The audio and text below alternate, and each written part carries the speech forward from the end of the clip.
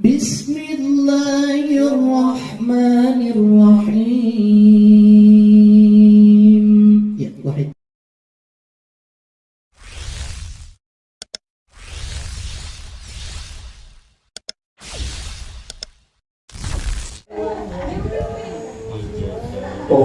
Bismillahirrahmanirrahim. Assalamualaikum warahmatullahi wabarakatuh. Alhamdulillahilladzi anzala bi kitabihil azim wa bayyanahu wa ahkam sunnati nabiyil karim. Asyhadu an la ilaha illallah rabbul alamin wa asyhadu anna muhammadar rasulullah rahmatan lil alamin. Allahumma sholli ala sayyidina Muhammad wa ala ali sayyidina Muhammad. Subhanaka la ilma lana illa ma 'allamtana innaka antal alimul hakim. La haula wa la quwwata illa billahil aliyyil azim. Amma ba'd. Yang kami hormati selaku tuan rumah sekaligus ketua MPA Syarif Saudara Asri Murni, ketua RT dan segenap keluarga besar jemaah MPA Syarif yang insyaallah dalam berkah dan rahmat Allah Subhanahu wa taala. Mari kita bersyukur dengan semangat syukur karena atas izin dan kuasa Allah kembali kita dipertemukan oleh Allah dalam suasana yang insyaallah penuh dengan keberkahan dan keakraban. Semoga Allah Subhanahu wa taala senantiasa membimbing langkah perjalanan hidup kita untuk tetap berada di jalan siratal mustaqim dan menanamkan keistiqomahan di hati kita masing-masing. Kita berharap kumpulan kita di majelis ini kelak setelah kematian tiba pada diri kita masing-masing, Allah akan kumpulkan kembali dalam surganya Allah bersama Nabi besar Muhammad sallallahu alaihi wasallam. Amin. Salawat dan salam telah bagi kita Nabi besar Muhammad sallallahu alaihi wasallam, berikut keluarga, kerabat, sahabat pengikutnya hingga akhir zaman. Dan ungkapan cinta rindu dikemas melalui salawat Allahumma sholli ala sayyidina Muhammad wa ala ali sayyidina Muhammad. Saudara dan sahabat-sahabat sekalian, keluarga besar jemaah MPA Syarif yang kami cintai karena Allah, pelatihan masyirol dan khotib. Kamu syarat khotib sama cak dalam sholat ada syarat sholat. Di sholat itu ada syarat sah, ada syarat wajib. Ya, kita tidak kemana-mana, kita fokus dulu pada khutbah khotib ini. Ya. Khutbah isinya khotib itu uangnya. Apa syarat untuk menjadi khotib itu? Yang pertama itu berakal sehat. Alhamdulillah sehat dulu kan. Istilahnya itu kata apa? Oke, Gerung itu wong yang berakal sehat ya, waras.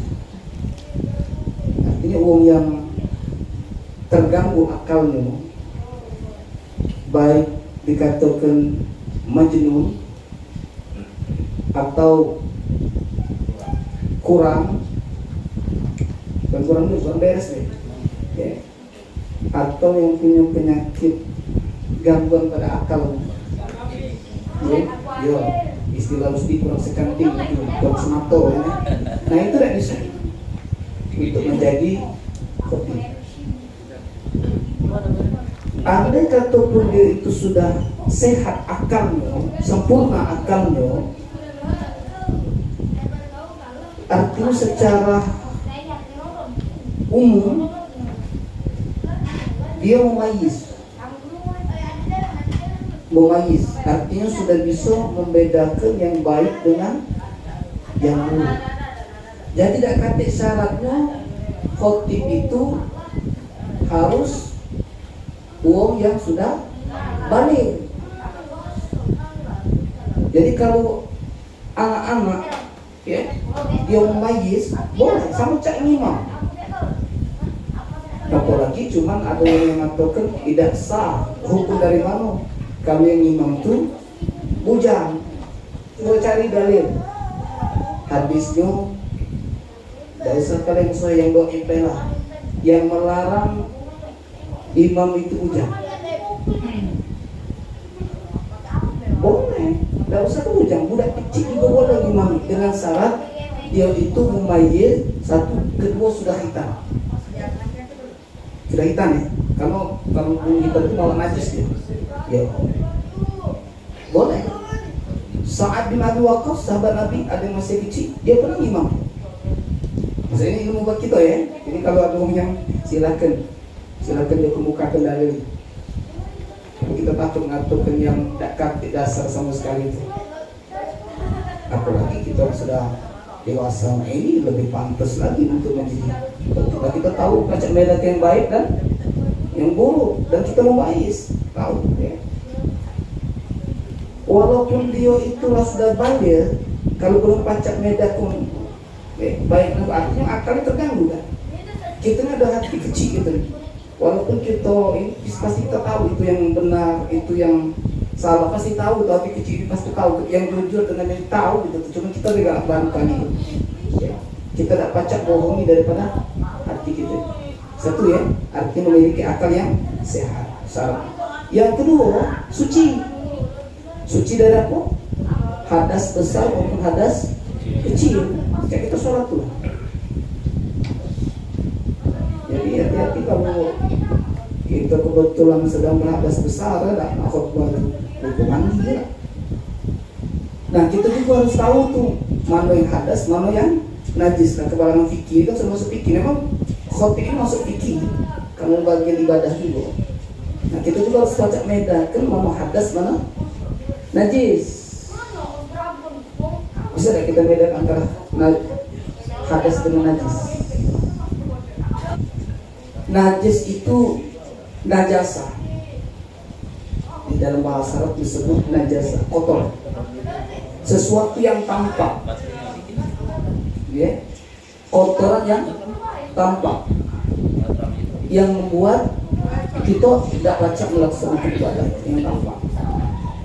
Sementara hadas itu sesuatu yang membuat kita tidak suci, biasanya tidak tampak. Contoh, buang angin. Kita berhadas apa najis? Ya, kita buang angin. Itu berhadas atau bernajis? Berhadas. Kita misalnya kan hadasnya ada hadas kecil, tapi itu hadas kecil ya, tentu hadas kecil. Kita berhubungan suami istri, kondisi itu dalam keadaan bernajis atau berhadas? Berhadas. Dalam keadaan tidak suci yang membuat kita tidak bisa melaksanakan ibadah. Uang yang katakan bersih secara lahiriah, ya, belum tentu dia itu tidak berhadas. Contohnya, kalau seseorang kaum wanita lah, kaum hawa, dia ini haid misalnya, dia mandi, kan mandi biasa,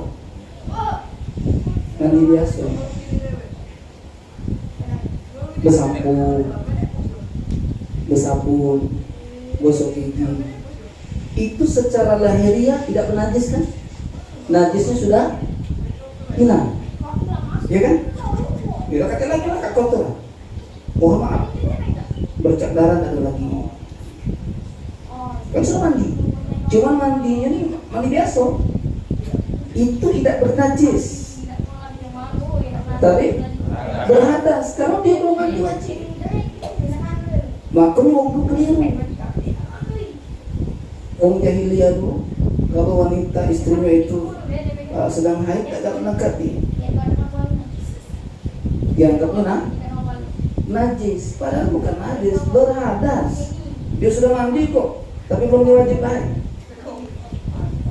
Nah, makanya najis itu yang tampak, yang kotoran yang tampak, yang membuat dia tidak baca ibadah.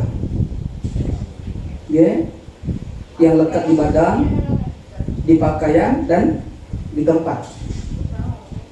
darah, dana, ya, kotoran hewan, kotoran manusia, ya, kucing dan lain sebagainya itu ya. Kalau oli najis bukan? Tetapi gitu. Jadi ada orang alasan Ustaz, aku tidak baca Ustaz, nak sholat, aku bengkel oli galuh, baju aku tidak ganti baju dan salinan. Siapa ngomong kena najis? Cuma tidak bersih lah. Tidak kata dalam bab najis. Pertama oli, kedua bensin, tidak kata. Cuma kotor gitu tuh. Kotor dalam kategori agama beda dengan kotor dalam kategori kita sebagai biasa. Itu kotor baju itu tidak bersih baik. Bukan najis. Kalau najis ini tuh kotor yang membuat kita tidak baca ibadah. Tidak apa-apa. Iya. Kotor dalam panang kita ibadah tidak bersih namanya. Kalau itu bekas cat misalnya kan. Itu setelah nikah balik boleh kan? Nah kecuali jangan becek dulu kan di badan kita. Karena apa? Bukan masalah ini bukan masalah najisnya, tapi banyu wudhu itu tidak masuk kulit itu. Bukan masalah najis, karena cat tidak najis tidak. Mengapa dilarang? Ya karena dia ketika wudhu tidak tembus ke kulit itu. Bukan najis itu, tidak masalah. Cat tidak najis kita. Kecuali dalam cat itu ada teh ayam. Aku kita jalan aja ini kan? Ini di mana gitu? Itu pemanas. Nanti itu kan pemanas. Dan najis ini juga kan yang membuat kita tidak boleh melakukan ibadah. Sholat kita kan kalau najis, ini korban syarat korban juga itu. Kalau kita dalam kondisi najis, misalnya kita tahu-tahu ada tai, cecak dan lain sebagainya, kalau tidak dibersihkan batal, sampai dia bersih. Termasuk kalau kita misalnya nak sholat, nak isi khutbah, kena najis,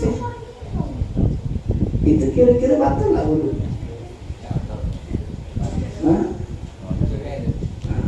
Kalian sudah ikut kajian fikih? Tidak batal tidak. Najis itu tidak membatalkan wudhu. Membatalkan sholat. Membatalkan sholat. Jadi itu banyak keliru. Umpama dia nak pergi ke masjid, tahu-tahu ketiga tai ayam, wudhu lagi, usah wudhu lagi, cuci wae, cuci wae,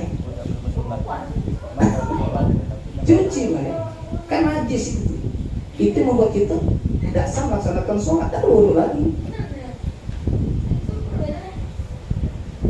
Ya, jadi sama tuh hampir mirip dengan sholat. Jadi harus suci dari hadas kecil maupun hadas besar. Dua ya. Yang ketiga nutup aurat. Makanya hati-hati kalau kita namanya khotib, kalau baju jubah kita bolong, siapa yang nutup? Ya, tapi dia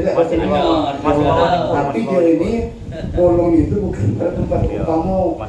Ya, umpama kalau patur ini khotbah, tahu-tahu bolong di tengah pas di pusatnya. Nah, itu batal tuh. Kalau pusatnya aurat, kalau bolongnya di sini bajunya, apalagi di sini kan, bolong di paha ini ya, aurat kanan tadi pusatnya sampai ke dengkul. Siapa tahu bekas rokok ya? Nah, itu perhatikan. Ya. Kamu cak kita sholat dulu seperti itu. Kalau ada yang kalau aurat terbuka ya, sebelum sempat ngantuk nih, kalau sudah sempat ngantuk tidak bisa. Yang keempat syarat khutbah itu laki-laki. Nah ini kalau betina zaitun itu berarti. Hah? Iya, kalau ada yang khutbah betina zaitun. Terus ke Panjang Mewang. Laki-laki tidak kata dalam sejarah itu khutbah betina. Dari mana ngatur itu? Kalau kakek bukan dengar khutbah nih, nyingok yang lain.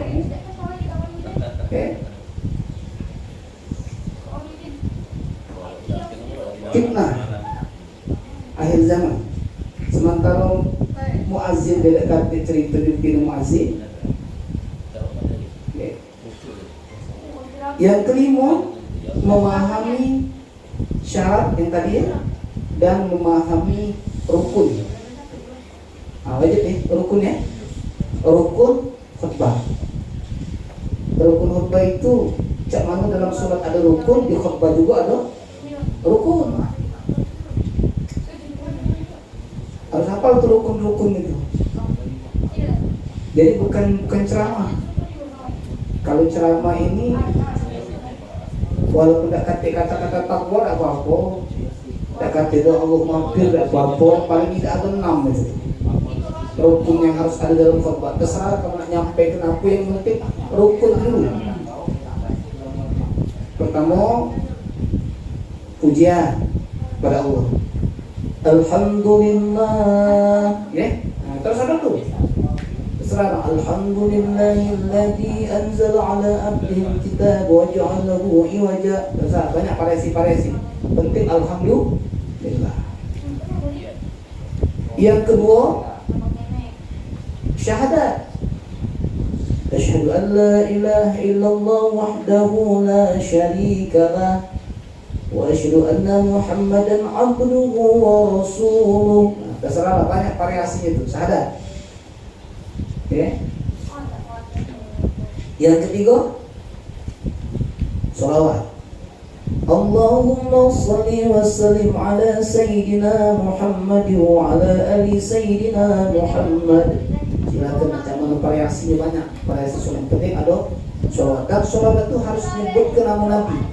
Allahumma salli ala sayyidina Muhammad wa ala ali sayyidina Muhammad. Allahumma salli wa sallim wa barik alaihi. Bisa seperti itu. Harus, tidak boleh didomir-domirkan. Harus nama Nabi disebut. Kalau Allahumma salli wa sallim alaihi, salawat dan salam atasnya, itu domir namanya. Atasnya, itu tidak disebut ke Nabi. Ya harus disebut ke nama Nabi Muhammad. Dan apa? Tiga, ya. Pujian, syahadat, ya harus hafal gitu ya. Karena ini rukun ini. Sikok yang hilang batal khutbahnya. Sholawat ya, pujian, syahadat, sholawat. Kemudian yang keempat, amma ba'd fa ya ibadallah ittaqullah, kata-kata takwa. Ittaqullaha haqqa tuqatih, terserah. Atau ittaqullaha mastata'tum ila maghfirati rabbil alamin, atau la'allakum tuflihun, boleh terserah. Pokoknya ada kata-kata takwa.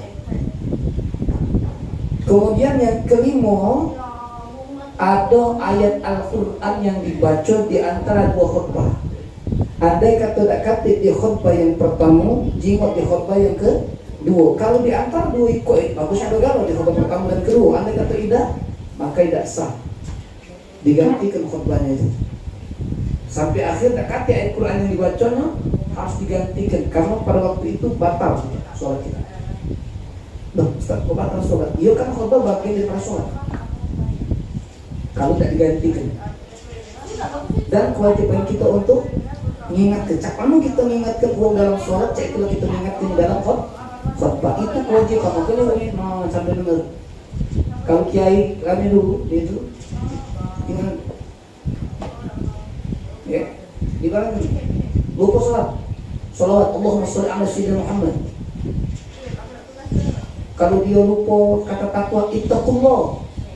Kalau lupa Al-Quran, wa qala Allah ta'ala fil Qur'anil Karim. Ya. Baca. Ya. Hah? Iya, ingatkan. Jangan kita mengingat yang biasa. Oh, lupa kamu selawat dulu, selawat. Ya, nah.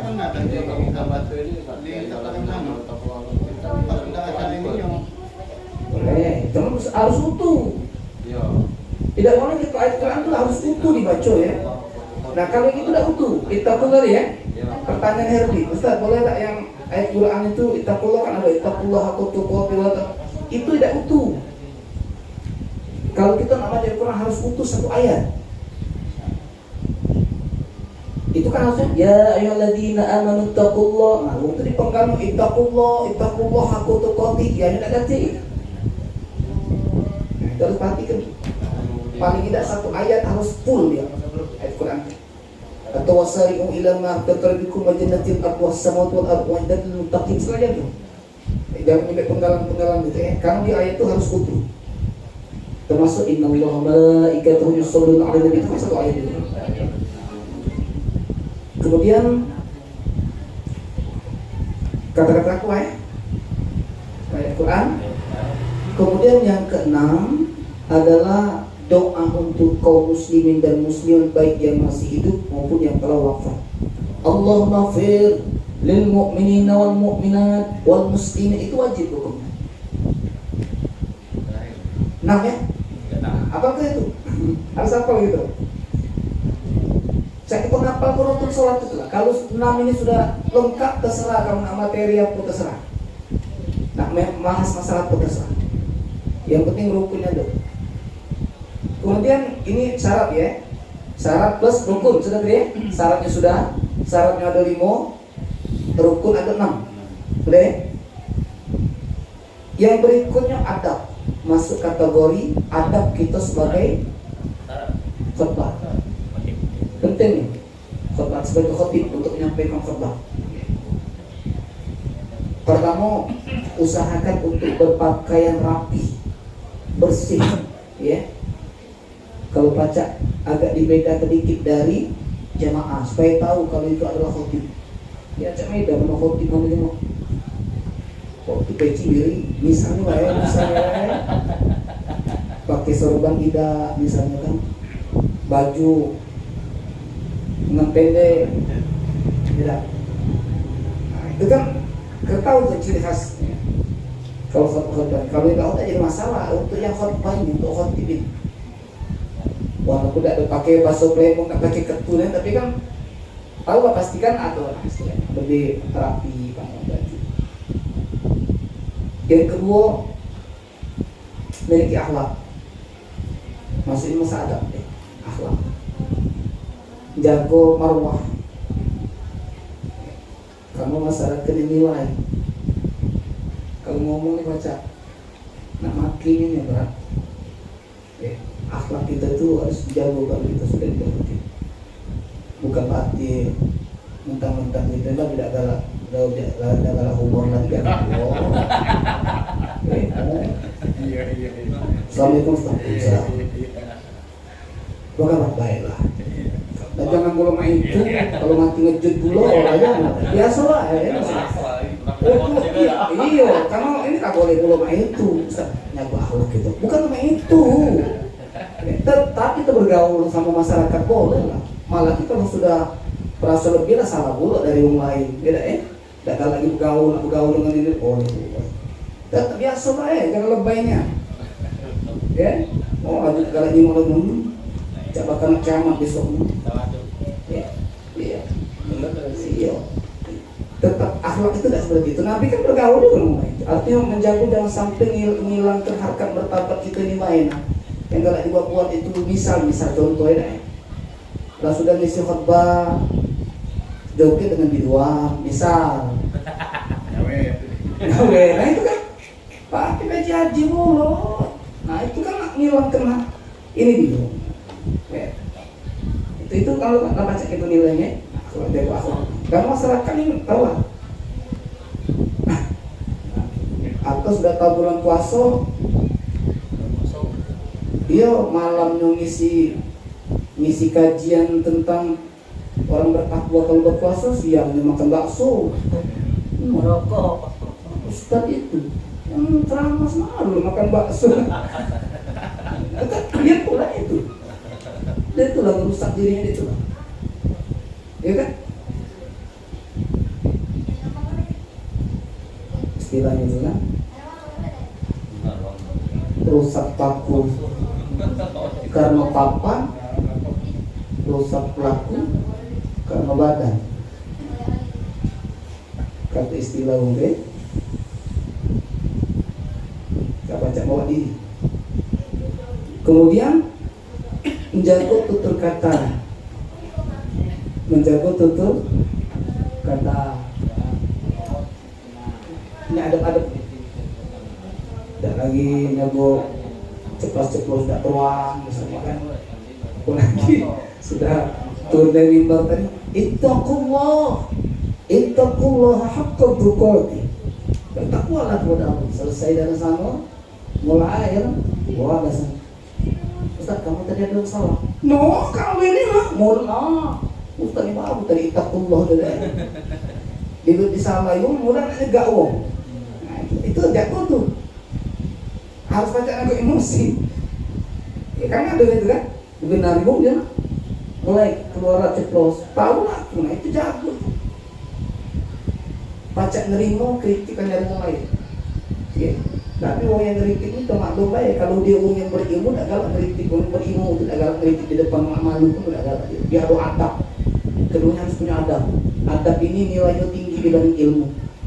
Kalau banyak orang berilmu tapi tidak kritik, adab. Ya. Hilang tuh, harkat berbakat dia hilang. Karena kedudukan manusia itu kamu lihat kamu adab bukan semata-mata karena ilmu.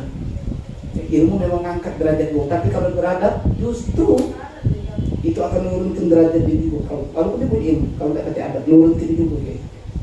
Nabi itu diutus untuk apa? Untuk menyempurnakan akhlak. Apa istilah itu? Lebih baik rakyat rendah yang berakhlak tinggi dibanding pejabat tinggi yang berakhlak rendah. Kemudian 4, jujur. Ya. Jujur artinya kita tahu dari jangan nggak berbohong. Ya. Kalau disuruh khotbah waktu yo insyaallah ya. Jangan lalu kamu tunggu-tungguan. Ya, hah? Yo. Kalau pacak, kalau pacak itu. Kalau ngomong tungguan, beli sama. Paling orang pengurus kayak mana? Kayak menteri pengurus. Assalamualaikum sekian belum datang ini. Janji tidak datang. Kecuali kalau memang kita tidak tahu ya halangan yang berat misalnya terjadi apa-apa kalau sakit mendadak, kita tidak tahu.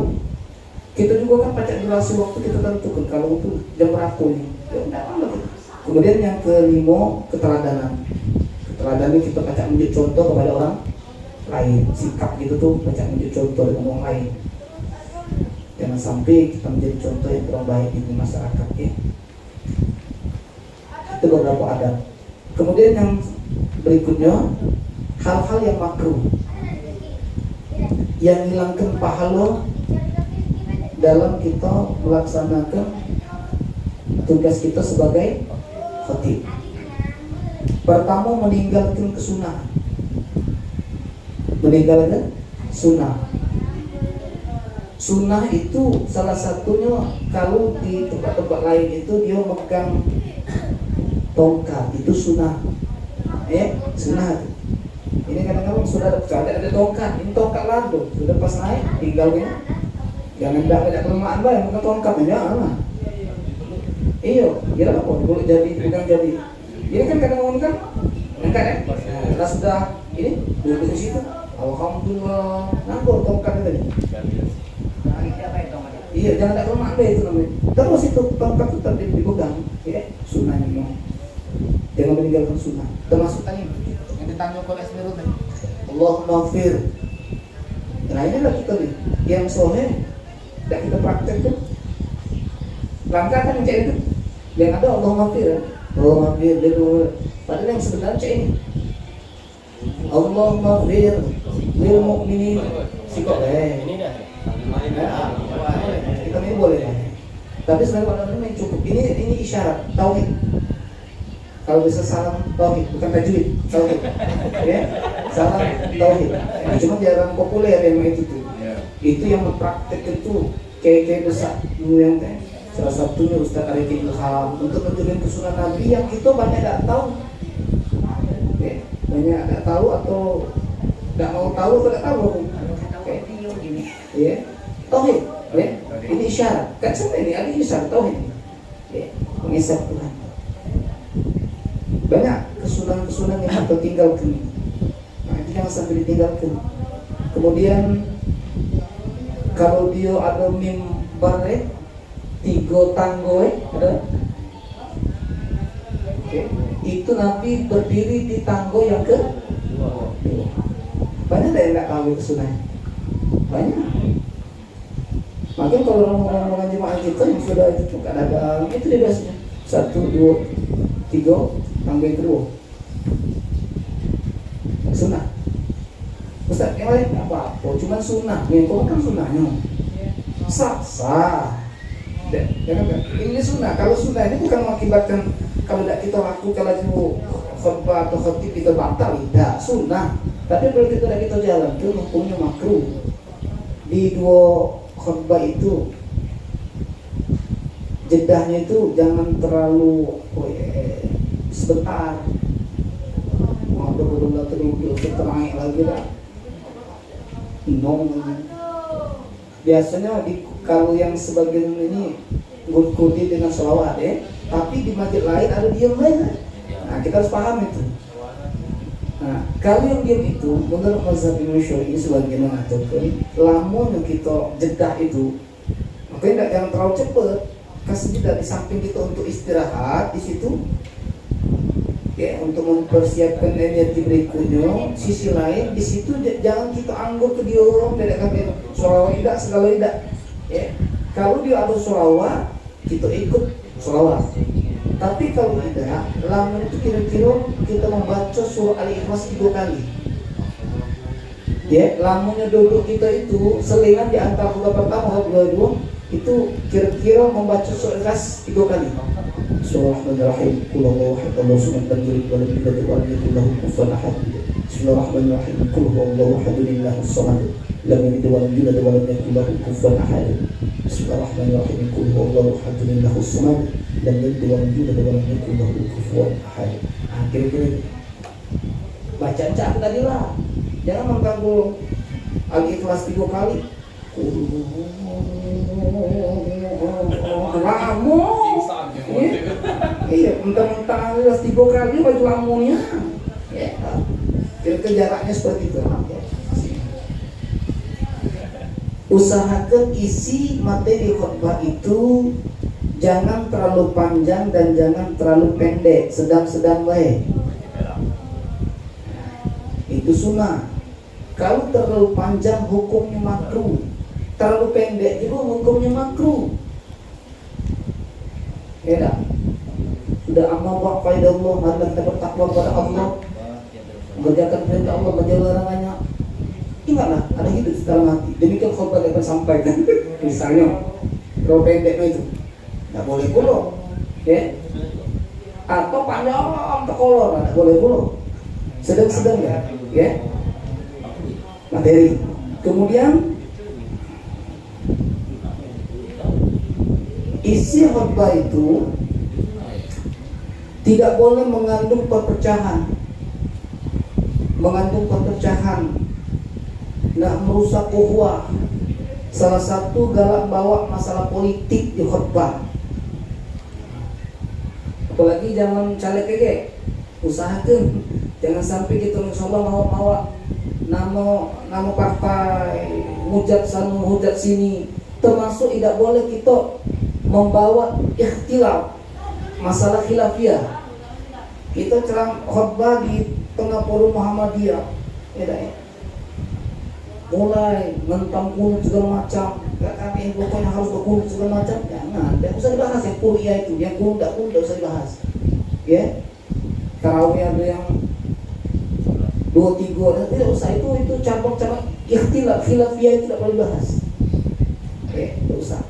Yang umum-umum baik, masalah politik, masalah ikhtilaf tidak usah dibawa. Itu akan memecah belah umat. Lain kalau majelis taklim beda, mereka banyak bertanya, kaget sudah khutbah, beruntung perpecah. Ustaz ini dari caleg mana, dari partai mana, dari makmur mana, sakitnya nanti kami cari itu tuh. Nah itu jangan sampai. Justru kita khutbahnya harus bisa merangkul, mengayomi, baca mempersatukan ya.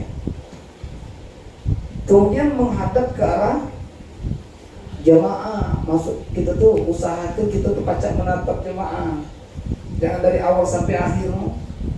Alhamdulillah, alhamdulillah, terus sampai akhirnya tidak keluar buku sampai ya. Usahakan sekali-sekali jenguk jemaah. Ya, usahakan dijenguk jemaah itu. Ya ilah. Dan berdiri dalam posisi kecuali kalau dia sakit lain. Tapi kalau kita sakit usahakan suruh lain lah. Jangan pas ditunjuk tekepor, tunjuk mimbar udah khotbah. So suruh lain-lain. Ada yang berulang masuk diri, masih nak khotbah tuh. Ya duduk dia. Jutang ya. Sedih ini mau. Jangan foto ya.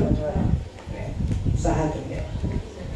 Dan khotbah itu memang sunnahnya dia tuh yang khotbah, dia tuh yang imam. Okay. Kemudian termasuk azan, sunnahnya dia tulah azan, dia tulah ya koma. Jangan ini dekat izin kamu. Belum yang azan ini nak berangkat, atau terlambat datang, dia koma, mungkin baru datang dia koma. Iya, itu tuh. Itu WHO ada, itu kan tanggung jawab ini, tanggung jawab daripada yang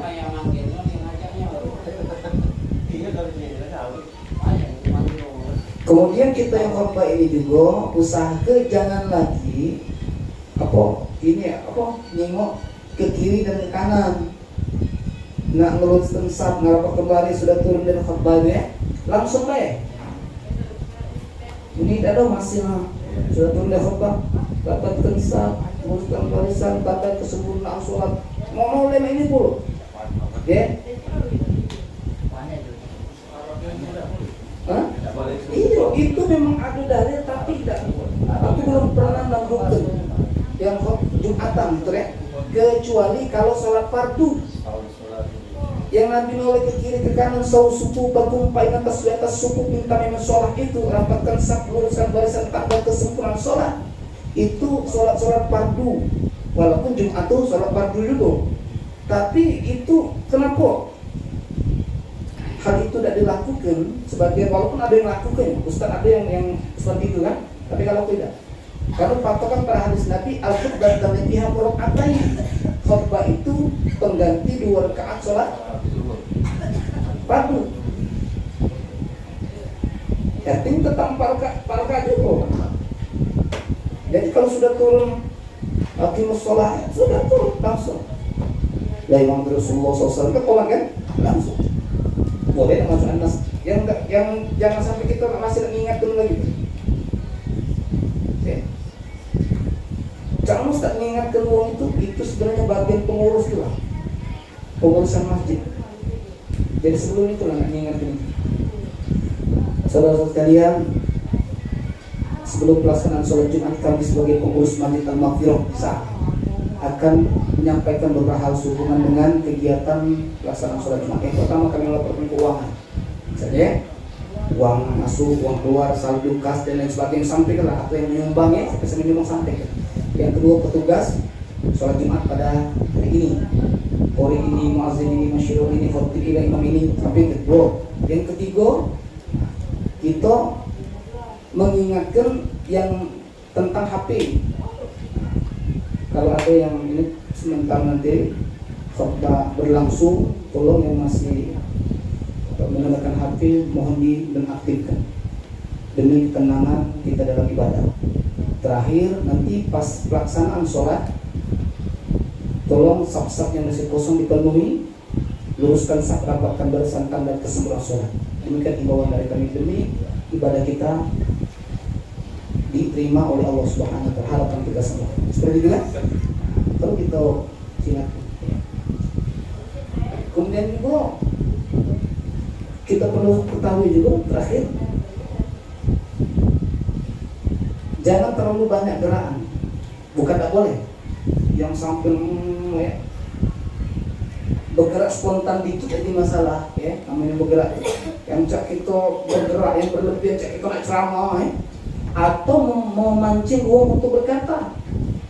Kadang mas begitu.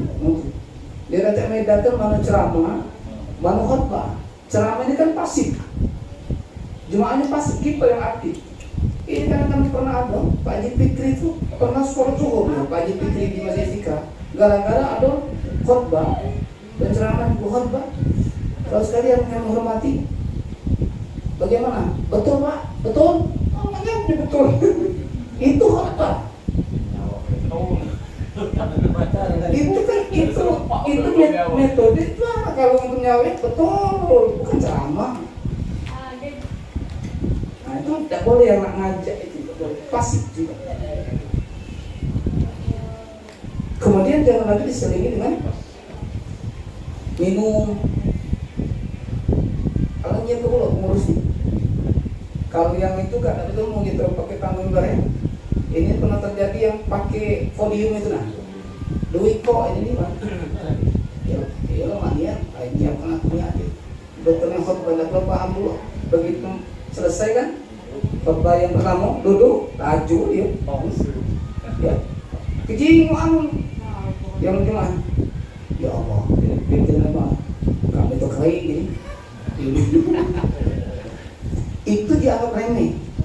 Padahal secara pemahaman dalam fikih, cak manu dia minum sama dia minum dalam sholat. Kamu itu khotbah itu apa boleh ngomong? Ya kamu itu bagian daripada sholat, batal gitu kalau ngomong. Kecuali khotbah yang ngomong. Ya kamu yang diomongkan juga rukun-rukun sama dengan bacaan-bacaan sholat kita. Ya. Nah kita kan ngomong. Kalau kita ngomong batal sama kita ngomong dalam sholat. Berarti khotbah itu bagian daripada sholat. Nah, seperti itu. Wallahualam bishawab. Kita tidak tahu kan apa dia punya bukan. Cuma rumah itu kadang-kadang kita ada berpikir seri batal tuh. Oh ini rajulah kamu. Kalau aku yang ragu galak. Kalau antum galak nurut, alhamdulillah galak sudah anak menyampaikan baik. Kalau ragu, galak betul. Kita juga bukan sembarang ngomong, dari guru-guru juga ngomongnya. Dan yang diomongin memang kiasnya betul berdasarkan hadis Nabi. Dan belum pernah ada rasul dalam zaman Nabi itu diselingi dengan minum. Dan belum ada juga zaman Nabi itu Nabi kiri kanan oleh kiri kanan dalam Jumatan, kecuali sholat fardu lain, zuhur, asar, maghrib, isya. Mungkin ada dalilnya, tapi kan gimana? Nah seperti itu ya.